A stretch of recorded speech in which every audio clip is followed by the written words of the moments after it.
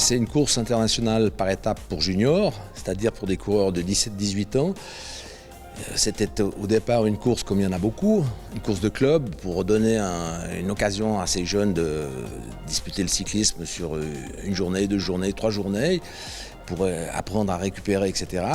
Mais depuis 2015, on est quasiment passé dans le milieu des professionnels parce qu'on est passé Coupe des Nations, c'est-à-dire que c'est plus réservé aux coureurs de club et aux coureurs régionaux, cantonaux, c'est réservé uniquement à des équipes nationales. C'est l'épreuve cycliste pour la relève reine, c'est le cas de dire pour un sport comme la petite reine. Voilà, c'est une des plus grandes manifestations internationales en termes de cyclistes juniors et surtout ça permet de mettre en valeur, alors bien sûr les routes du Pays de Vaud, mais aussi tous les futurs espoirs du cyclisme roman et suisse en général.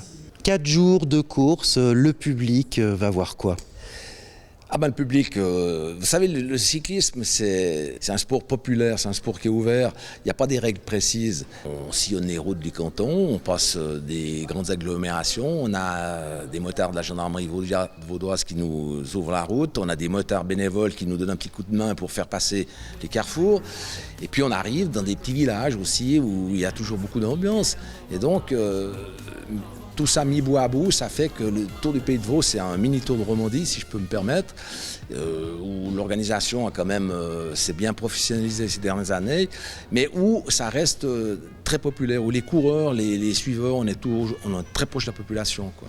Vous avez un passé de sportif d'élite, de cycliste d'élite. Est-ce qu'il y a une analogie entre la politique et le cyclisme ? Je ne sais pas, je dirais plus globalement avec le sport, mais peut-être dire il y a un peu un esprit de compétition forcément, mais il y a aussi et surtout la parallèle à faire avec le cyclisme, c'est l'esprit d'équipe, parce que seul on ne fait jamais rien et il y a besoin d'avoir une équipe derrière soi. Alors c'est peut-être comme ça que l'analogie qu'on peut faire avec la politique, ouais. Concernant le district Nyon, il y a une commune qui est mise en avant, c'est Saint-Cergue, c'est où nous nous trouvons.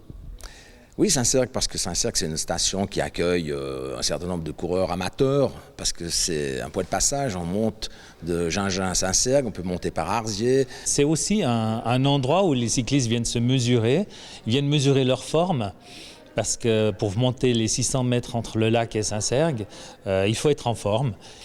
Quand le préfet du district Nyon, M. Jean-Pierre Deria, est venu vous présenter ce projet, qu'est-ce que vous vous êtes dit ?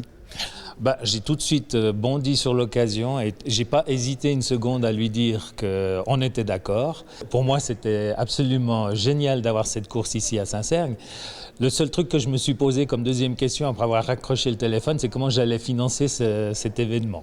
C'est pas que c'est très cher, mais c'était hors budget. Voilà. Donc j'ai heureusement eu l'appui du conseil régional. Étant au CODIR du conseil régional, j'ai tout de suite pensé à eux pour financer une des 2 étapes de la course du Tour du Pays de Vaud et ils ont accepté. Voilà, ça c'est très bien, ça se passe bien. Le financement est assuré. Arrivé à 2 reprises le même jour à Saint-Cergue et on ose penser que ça va être une belle journée populaire avec des coureurs amateurs, c'est ouvert au grand public et c'est ça qui fait aussi l'ambiance du Tour du Pays de Vaud.